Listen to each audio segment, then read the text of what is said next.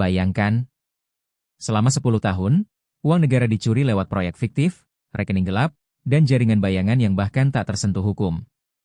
Tapi semuanya berubah ketika sebuah laporan rahasia bocor di meja Presiden Prabowo. Dalam hitungan menit, Gibran menyalakan pusat komando digital. Purbaya menumpuk berkas hitam berisi skema korupsi dekade terakhir. Dan Prabowo hanya mengucapkan satu kalimat. Mulai operasi tidak ada kompromi. Assalamualaikum warahmatullahi wabarakatuh.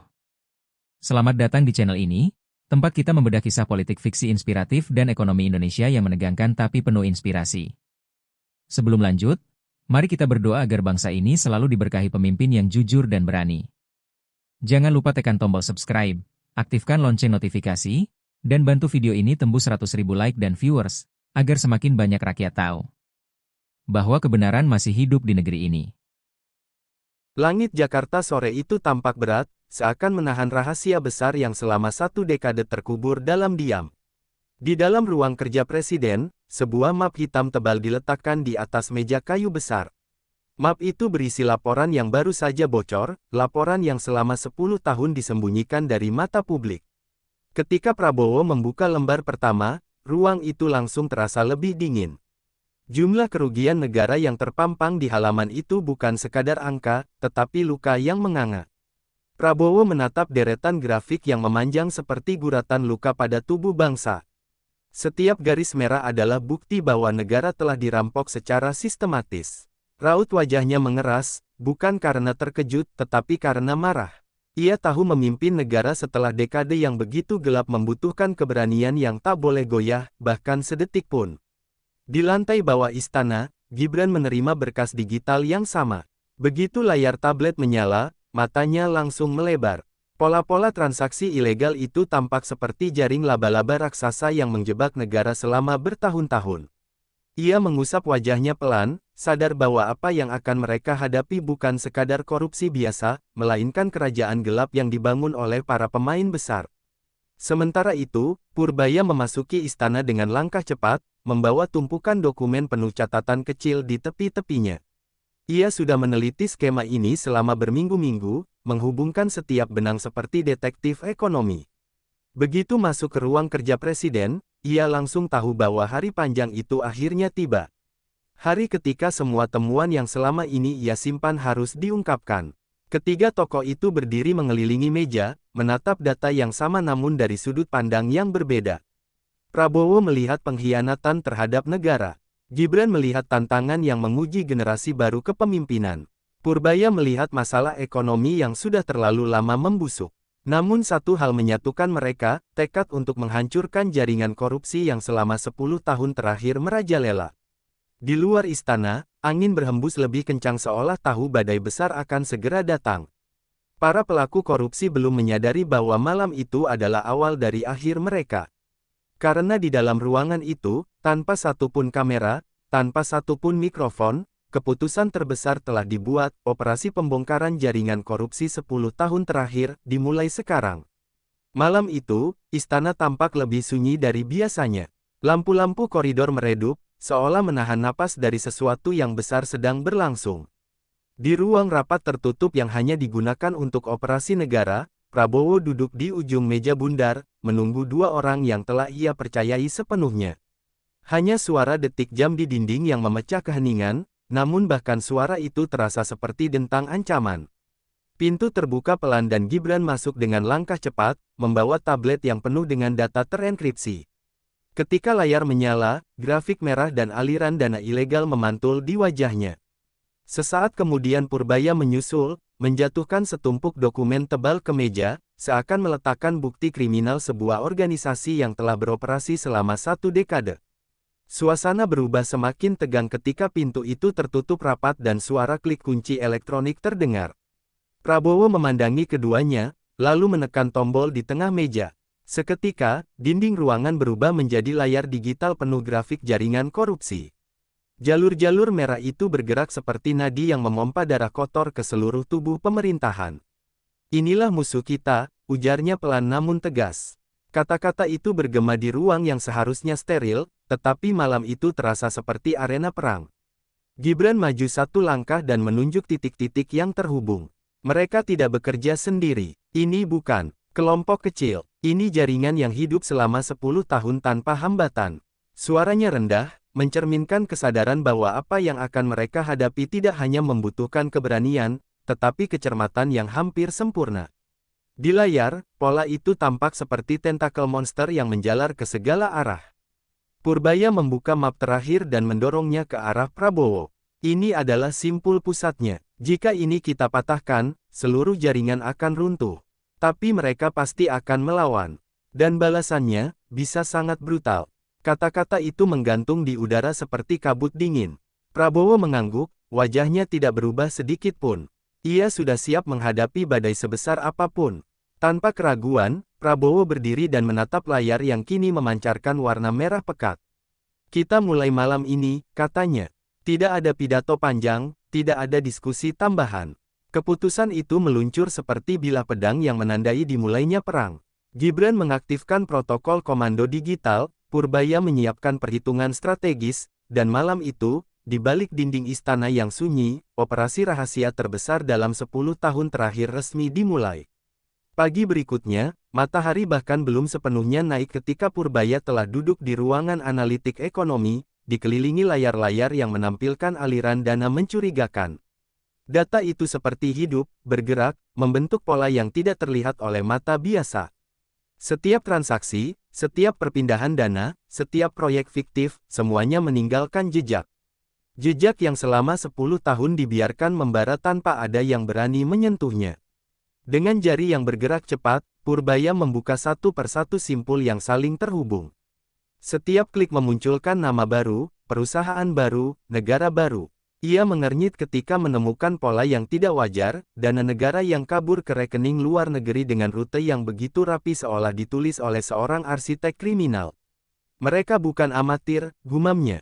Ini kerja tangan-tangan yang sangat terlatih. Di ruangan berbeda, Gibran dan tim digital muda menelusuri dokumen yang diunggah otomatis dari server pemerintah.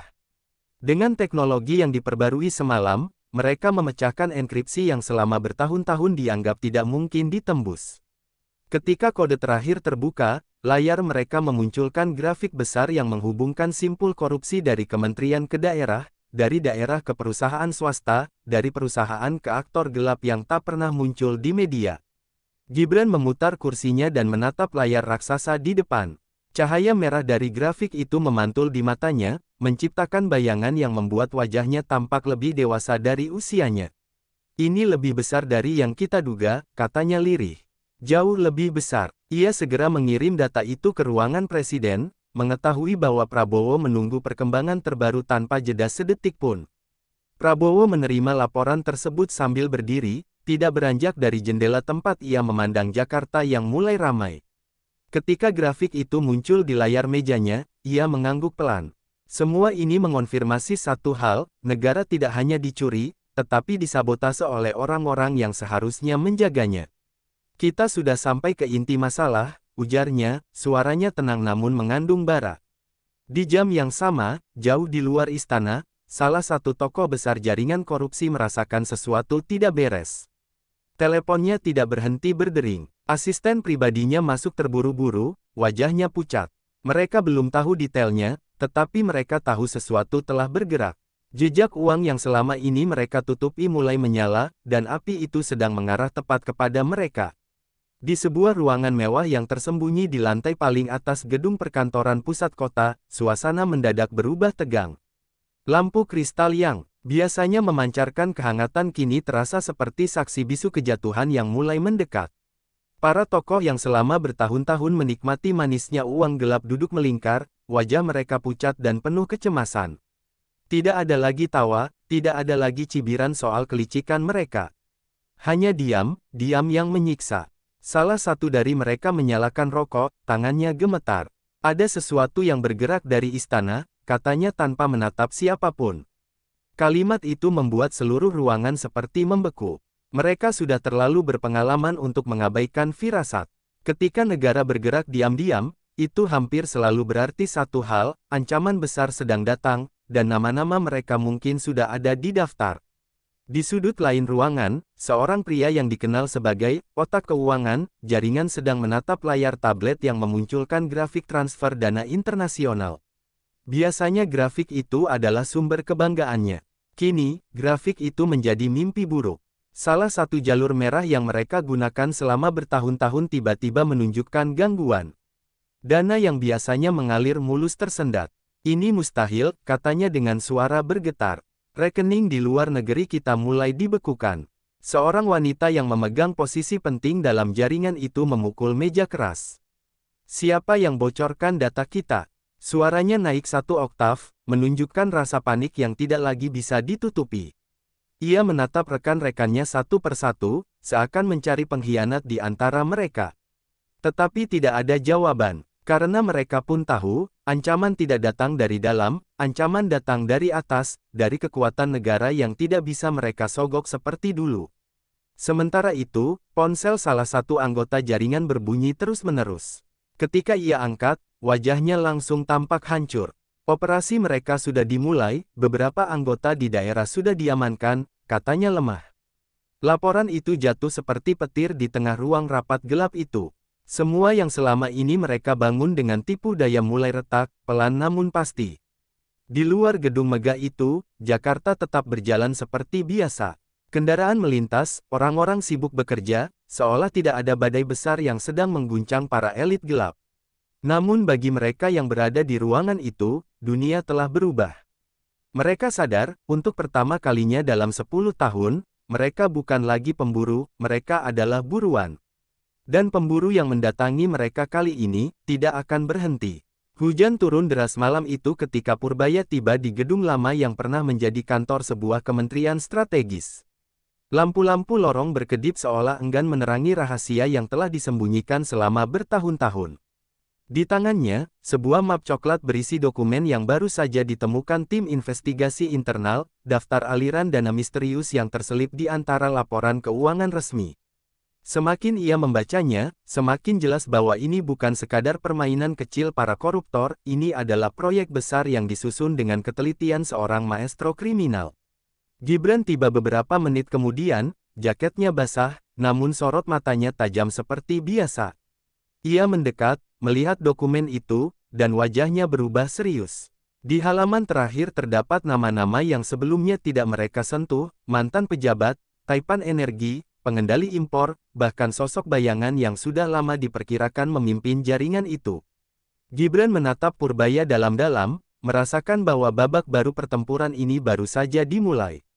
Di sudut ruangan, seorang analis muda mengetik dengan tergesa-gesa, menghubungkan pola transaksi mencurigakan yang tersebar di berbagai bank luar negeri. Dalam hitungan menit, layar monitornya menampilkan grafik aliran dana yang bercabang seperti akar pohon raksasa, menunjukkan bagaimana uang negara digerogoti secara diam-diam selama 10 tahun terakhir. Semua petunjuk itu mengarah pada satu pusat kendali. Sebuah titik merah berkedip, lokasi yang selama ini mereka anggap bersih. Purbaya merasakan tubuhnya menegang. Ia tahu titik merah itu bukan sembarang tempat. Itu adalah gedung pertemuan para elit bisnis dan politik yang memiliki reputasi sebagai kawasan tak tersentuh. Jika benar di sanalah jantung jaringan itu berada, maka mereka tidak lagi berhadapan dengan pencuri biasa. Mereka sedang menantang kekuatan yang terbiasa bekerja dalam bayang-bayang, tak tersentuh hukum, dan dilindungi banyak tokoh besar. Gibran meremas map coklat itu, seolah menahan amarah yang mulai membara. Ia tahu bahwa di balik semua permainan uang ini, ada rakyat yang menjadi korban, harga bahan pokok yang meroket, proyek infrastruktur mangkrak, dan dana publik yang seharusnya untuk pendidikan malah lenyap tanpa jejak. Kalau kita mundur di titik ini, katanya dengan suara rendah namun tegas, maka 10 tahun lagi cerita ini akan terulang. Kita harus akhiri sekarang. Purbaya mengangguk perlahan. Di tengah suara hujan yang menghantam atap gedung lama itu, mereka berdua menyadari bahwa malam ini mereka tidak hanya menemukan bukti, mereka menemukan pintu masuk menuju labirin gelap yang bisa mengguncang seluruh negeri. Dan begitu mereka memutuskan untuk melangkah, tidak ada jalan kembali. Langit malam Jakarta tampak tenang, tetapi di dalam ruang rapat tertutup istana, suasananya jauh dari itu. Prabowo duduk di ujung meja besar berlapis kayu jati, kedua tangannya saling menggenggam, menunjukkan bahwa ia sudah bersiap mendengar laporan penting. Purbaya dan Gibran masuk dengan wajah serius, membawa bukti yang baru saja mereka temukan. Bahkan sebelum berbicara, Prabowo sudah dapat merasakan bahwa apapun yang mereka bawa malam ini, skalanya jauh lebih besar dari dugaan awal. Gibran meletakkan map coklat itu di meja. Ruangan mendadak sunyi ketika Prabowo membuka halaman-halamannya satu per satu. Setiap lembar adalah potongan fakta yang mencabik-cabik logika, transaksi gelap, rekening fiktif, proyek mangkrak, hingga aliran dana lintas negara yang tak pernah tercatat. Tatapan Prabowo yang biasanya tenang kini berubah berat, ini bukan sekadar korupsi, ini jaringan yang telah mengakar dalam selama 1 dekade. Purbaya memaparkan temuan timnya melalui layar besar di dinding.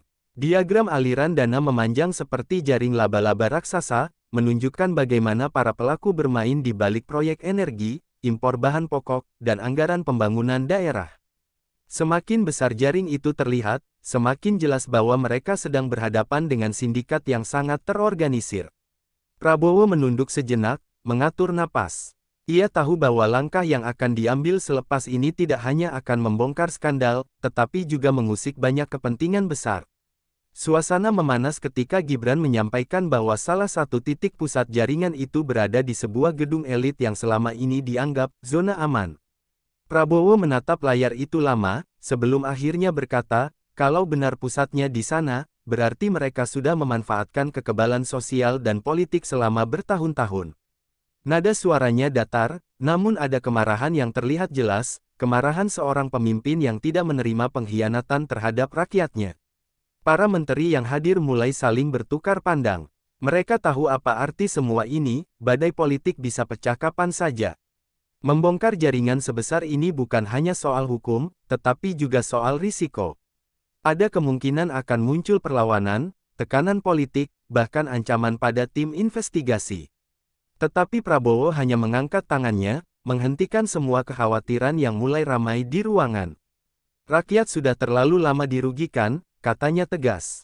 Kalau kita tidak selesaikan sekarang, negara ini akan terus digerogoti. Gibran dan Purbaya menatap Prabowo, merasakan bahwa momen ini adalah penanda dimulainya babak paling berbahaya dari misi mereka. Di tengah keheningan ruang rapat, Prabowo menutup map itu dengan tegas. Kita mulai operasi besar-besaran. Tidak ada lagi yang ditutup-tutupi. Siapapun yang terlibat, kita hadapi. Dan seperti itu, malam yang tampak tenang di luar istana berubah menjadi malam di mana roda sejarah mulai bergerak ke arah yang tidak bisa dihentikan. Fajar baru saja menyentuh cakrawala ketika tim gabungan khusus mulai bergerak secara senyap di seluruh penjuru Jakarta. Mobil-mobil tanpa tanda khusus meluncur di jalanan yang masih lengang, membawa para analis digital, penyidik, dan pasukan pengamanan yang telah bersiap sepanjang malam. Tidak ada yang tahu apa yang sedang terjadi, kecuali mereka yang berada dalam lingkaran kecil operasi rahasia ini. Hari itu bukan hari biasa, itu adalah awal dari operasi terbesar dalam 1 dekade terakhir. Di sebuah ruangan gelap yang hanya diterangi oleh monitor-monitor besar, Purbaya memimpin pusat kendali operasi. Data mengalir deras di layar, pergerakan rekening, perubahan posisi aset, hingga pola komunikasi yang tiba-tiba meningkat di antara beberapa tokoh penting. Semua tanda itu menunjukkan satu hal, jaringan korupsi sudah mulai gelisah. Mereka seolah merasakan sesuatu sedang mendekat, sebuah gelombang besar yang siap menghantam pertahanan mereka. Gibran, di sisi lain, turun langsung ke lapangan bersama tim ekonomi digital. Mereka menyusup ke pusat-pusat data, mengamankan server, mengumpulkan bukti transaksi, dan memblokir aliran dana sebelum sempat kabur ke luar negeri. Suasana di setiap titik operasi terasa menegangkan. Gibran tahu bahwa satu kesalahan kecil saja bisa membuat para pelaku melarikan diri dan menutup semua jejak. Namun ketenangannya menjadi pegangan moral bagi tim yang ikut serta. Sementara itu, Prabowo memantau dari ruang komando dengan sorot mata tajam. Ia menerima laporan demi laporan yang masuk secara beruntun, mendengarkan setiap analisis dengan seksama. Setiap nama yang muncul, setiap lokasi yang terdeteksi, menambah lapisan kesadaran bahwa jaringan ini jauh lebih luas dibanding dugaan awal. Ia tidak berbicara banyak, tetapi setiap perintahnya singkat, jelas, dan memotong keraguan. Lanjutkan. Ketika matahari semakin meninggi, para pelaku mulai panik. Beberapa mencoba memindahkan aset, sebagian lainnya menghapus data, dan ada pula yang menghubungi sekutu-sekutu politik mereka. Namun mereka tidak tahu bahwa semua gerakan itu sudah dipantau sejak subuh. Pusat Komando mencatat setiap langkah mereka, mengunci jalur pelarian satu per satu. Di layar besar itu, jaring merah yang tadinya rumit kini mulai menunjukkan titik-titik lemah yang siap ditarik. Menjelang siang, momen yang ditunggu akhirnya tiba. Purbaya berdiri dari kursinya, menatap layar dengan tatapan yang telah lama ia persiapkan. Semua titik sudah terkunci, katanya pelan, namun penuh kepastian. Gibran mengangguk, sementara Prabowo menatap lurus ke depan. Dalam keheningan itu, sebuah keputusan besar diambil. Operasi bayangan yang mereka mulai pagi itu bukan lagi sekadar penyelidikan, ini adalah langkah pertama menuju pembongkaran akar korupsi yang selama 10 tahun terakhir hidup dalam kegelapan. Malam itu, sebuah gedung pertemuan elit di pusat Jakarta tampak megah seperti biasa. Lampu kristalnya berkilau, tamu-tamu berpakaian mahal keluar masuk dengan senyum yang dibuat-buat, dan musik lembut mengalun dari balik pintu besar. Tidak ada yang menyadari bahwa malam glamor itu akan menjadi titik balik yang mereka tidak pernah bayangkan. Karena di balik tirai kaca gedung itu, beberapa tokoh yang selama ini dianggap tak tersentuh sedang melangsungkan pertemuan darurat. Di sebuah ruangan VIP, 7 tokoh duduk mengelilingi meja marmer besar. Wajah mereka tegang, jauh dari citra elegan yang biasa ditampilkan di hadapan publik. Mereka membicarakan satu hal yang membuat seluruh jaringan gelisah, operasi rahasia pemerintah yang tiba-tiba menutup begitu banyak jalur mereka dalam waktu singkat. Salah satu dari mereka memukul meja, suaranya penuh frustasi. Siapa yang bocor? Bagaimana bisa mereka menyentuh server utama kita? Tidak ada jawaban, hanya tatapan saling curiga. Sementara mereka sibuk mencari kambing hitam, Gibran dan tim khusus sudah berada di gedung yang sama, menyusup melalui akses servis yang jarang digunakan. Dengan alat penyadap mini, mereka memantau percakapan dari jarak aman. Setiap kata yang keluar dari ruangan marmer itu menjadi potongan puzzle penting. Gibran menatap layar kecil di tangannya, mendengar sendiri bagaimana para tokoh itu mengungkap rencana, alibi, bahkan nama-nama penghubung yang sebelumnya tidak pernah terdeteksi. Di ruang komando pusat, Purbaya mengoordinasikan setiap langkah tim infiltrasi. Ia memantau pergerakan penjaga, kamera CCTV, dan jalur evakuasi jika keadaan berubah drastis. Tetap tenang, katanya melalui alat komunikasi. Kita tidak datang untuk menangkap mereka malam ini. Kita datang untuk membuka siapa sebenarnya yang memimpin jaringan ini. Setiap detik menjadi semakin penting. Tiba-tiba, salah satu tokoh dalam pertemuan itu menyebut sebuah nama yang membuat seluruh tim terdiam. Nama itu bukan sekadar anggota jaringan, bukan sekadar pejabat biasa. Itu adalah sosok bayangan yang selama ini hanya ada dalam desas-desus, seseorang yang dianggap legenda gelap pengendali utama korupsi selama 10 tahun terakhir. Gibran tertegun, menatap rekaman itu berkali-kali untuk memastikan ia tidak salah dengar. Dalam sekejap, suasana berubah. Purbaya berdiri dari kursinya, wajahnya memucat namun penuh tekad. Di istana, Prabowo yang menerima laporan itu mengepalkan tinjunya. Semua teka-teki yang selama ini tersebar mulai tersusun menjadi satu gambaran utuh. Mereka akhirnya tahu siapa musuh utama yang harus dihadapi. Dan malam itu, di balik gemerlap lampu kristal, jaringan yang selama ini merasa tak tersentuh mulai menyadari bahwa hari-hari kejayaan mereka mendekati akhir. Kabar tentang identitas sang dalang menyebar cepat di dalam lingkaran kecil tim operasi. Namun di luar sana, Indonesia masih tampak berjalan seperti biasa, jalan padat, kantor pemerintah ramai, dan berita televisi hanya menampilkan rutinitas politik harian. Tidak ada yang tahu bahwa di bawah permukaan, badai besar sedang mengumpulkan tenaga. Di ruang kerjanya, Prabowo berdiri memandangi layar besar yang menampilkan profil sosok yang baru saja mereka identifikasi sebagai pengendali utama. Tatapannya tajam, seolah menembus foto itu hingga ke inti kegelapan yang sudah menjerat negara selama bertahun-tahun. Gibran tiba membawa rangkuman bukti yang semakin memperkuat dugaan mereka. Jejak transaksi, komunikasi terselubung, jaringan bisnis terafiliasi, hingga proyek-proyek fiktif, semuanya mengarah pada satu figur yang selama ini tampil bak tokoh bersih di publik. Sosok itu dikenal ramah, dermawan, dan sering muncul dalam kegiatan sosial. Namun di balik layar, ia adalah otak dari jaringan yang merampok uang negara hingga puluhan triliun tiap tahunnya. Dia sudah memainkan panggung ini terlalu lama, ucap Gibran pelan, namun penuh kemarahan yang ditahan. Purbaya memasuki ruangan dengan ekspresi yang sulit dibaca.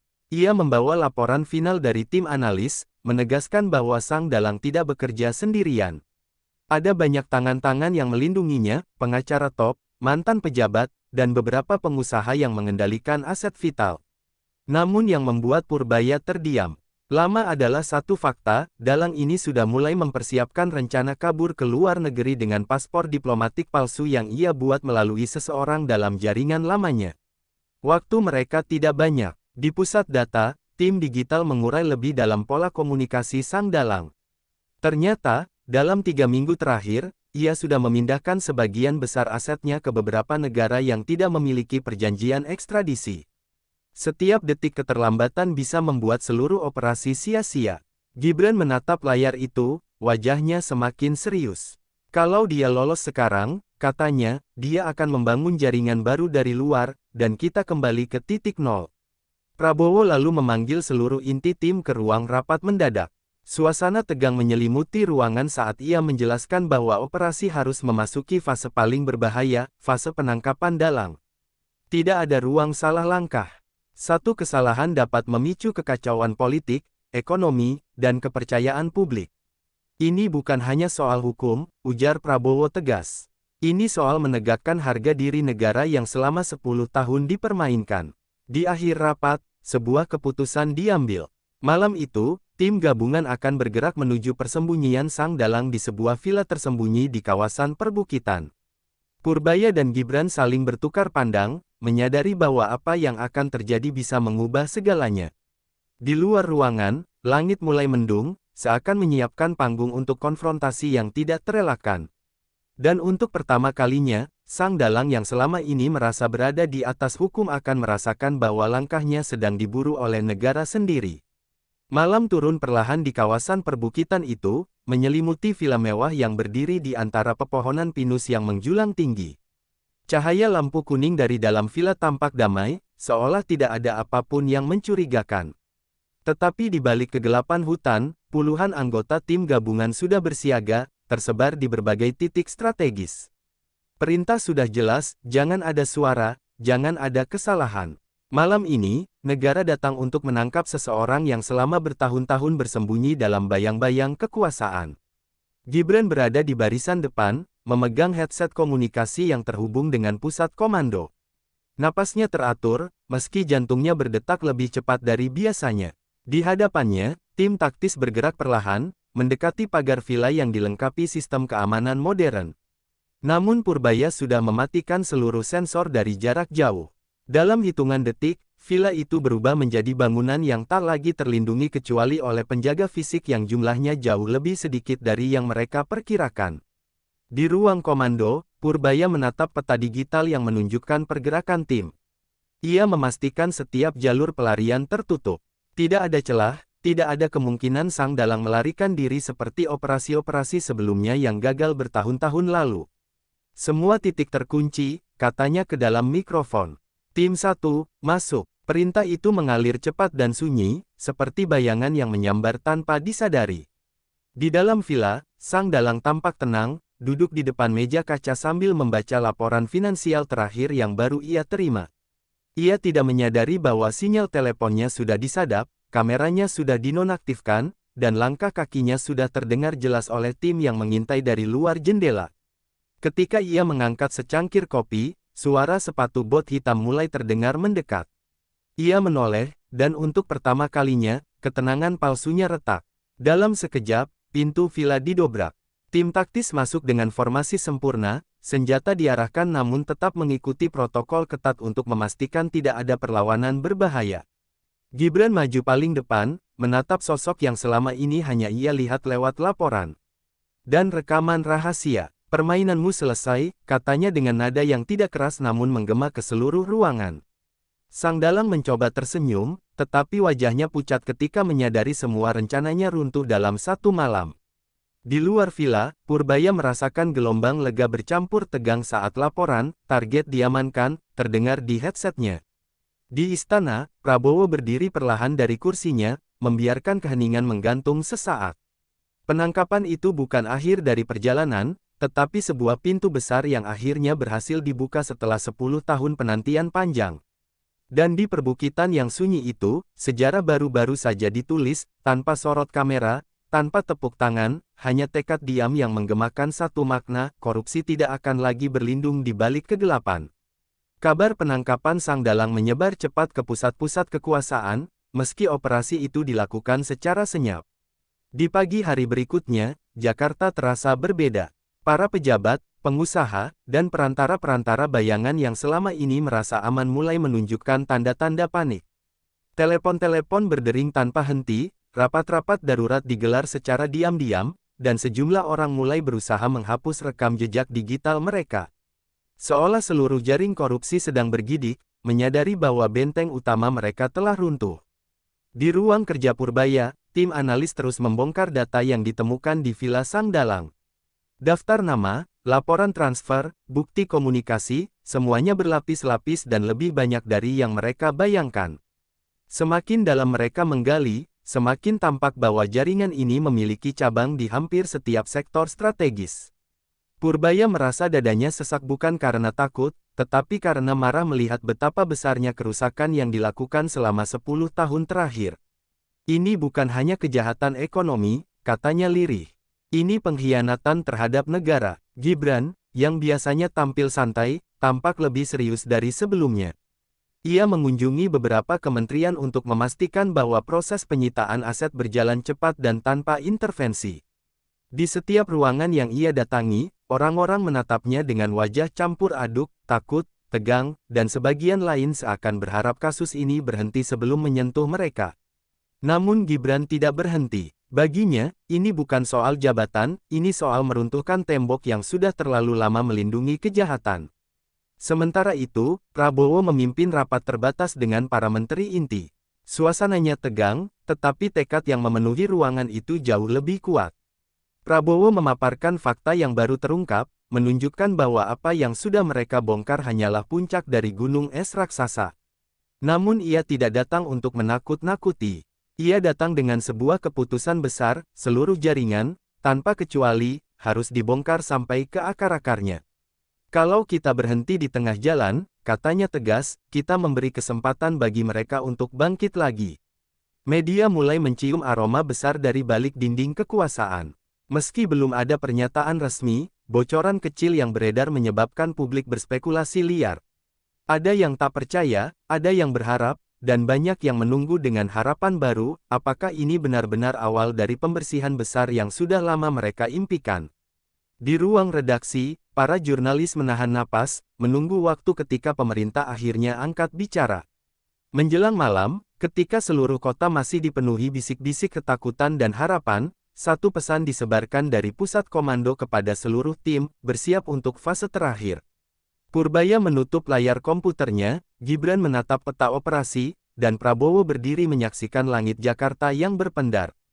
Semua memahami bahwa setelah gelombang kejut yang mengguncang ibu kota ini, langkah penutup akan menentukan apakah sejarah benar-benar berubah atau hanya mengulang siklus lama. Dan mereka memilih untuk memastikan siklus itu berakhir malam ini. Pagi itu, matahari Jakarta muncul lebih terang dari biasanya, seolah ikut merayakan babak baru yang sedang lahir. Di halaman istana, suasana hening namun penuh energi. Seluruh tim inti telah berkumpul untuk menerima laporan akhir dari operasi terbesar yang pernah dilakukan dalam 10 tahun terakhir. Prabowo berdiri tegak, memandang para anggota tim satu persatu, seakan ingin memastikan bahwa mereka benar-benar menyadari apa yang baru saja dicapai. Ini bukan sekadar penangkapan, ini adalah pemutusan rantai korupsi yang selama bertahun-tahun dianggap mustahil. Purbaya maju membawa berkas terakhir, laporan komprehensif yang merangkum bukti, jejak transaksi, dan identitas seluruh anggota jaringan. Semua nama penting ada di sana. Semua aliran dana yang disembunyikan selama 1 dekade akhirnya terbuka terang. Purbaya menghela napas panjang, menyadari bahwa perjalanan panjang ini hampir selesai. Tidak ada lagi yang bersembunyi, katanya pelan namun tegas. Semua sudah kita tarik keluar dari kegelapan. Gibran berdiri di sisi lain, membawa kabar yang tak kalah penting, seluruh aset yang disita telah resmi masuk kembali ke kas negara. Dari gedung-gedung mewah, rekening luar negeri, hingga proyek fiktif yang dibekukan, semua kembali menjadi milik rakyat. Ia menatap layar ponselnya yang menampilkan angka pemulihan dana, lalu menutupnya perlahan. Ini bukan soal uangnya saja, gumamnya. Ini soal menunjukkan bahwa negara tidak bisa dirampok tanpa perlawanan. Prabowo kemudian melangkah ke podium kecil yang sudah dipersiapkan. Tidak ada sorotan kamera besar, tidak ada tepuk tangan meriah. Hanya para pejabat, para penegak hukum, serta tim yang bekerja dalam diam selama berbulan-bulan. Dengan suara mantap, ia menyampaikan bahwa operasi ini resmi ditutup dengan sukses, dan bahwa negara sedang memasuki fase pemulihan. Hari ini, katanya, kita menutup buku gelap masa lalu, dan membuka halaman baru yang lebih bersih. Tidak ada lagi ruang bagi mereka yang bermain dengan uang rakyat. Di luar istana, masyarakat mulai merasakan perubahan. Harga kebutuhan pokok perlahan stabil, proyek-proyek mangkrak kembali bergerak, dan kepercayaan publik terhadap pemerintah meningkat. Media akhirnya mendapatkan pernyataan resmi dan menyiarkan kisah ini ke seluruh negeri. Banyak yang terkejut, banyak yang haru, dan sebagian lagi merasa bangga. Untuk pertama kalinya dalam waktu lama, rakyat melihat bahwa korupsi bisa dilawan, dan kemenangan bukanlah sekadar mimpi. Menjelang sore, Prabowo, Gibran, dan Purbaya berdiri di balkon istana, memandang langit yang mulai berwarna keemasan. Tidak ada kata-kata yang perlu diucapkan. Mereka tahu bahwa perjuangan belum selesai, tetapi kemenangan besar telah diraih. Dan ketika angin sore berhembus pelan, membawa aroma perubahan yang baru lahir, mereka bertiga menyadari satu hal pasti, fajar baru Indonesia akhirnya datang, tanpa bayang-bayang korupsi yang selama ini menghantui. Itulah kisah tentang bagaimana tiga sosok, Prabowo, Purbaya, dan Gibran, memimpin perang terbesar melawan korupsi di negeri ini. Jika kamu percaya Indonesia bisa benar-benar bersih dan jujur, bantu sebarkan video ini. Tekan tombol like, subscribe, dan tulis di kolom komentar. Saya dukung Indonesia bersih dari korupsi. Sampai jumpa di episode berikutnya. Wassalamualaikum warahmatullahi wabarakatuh.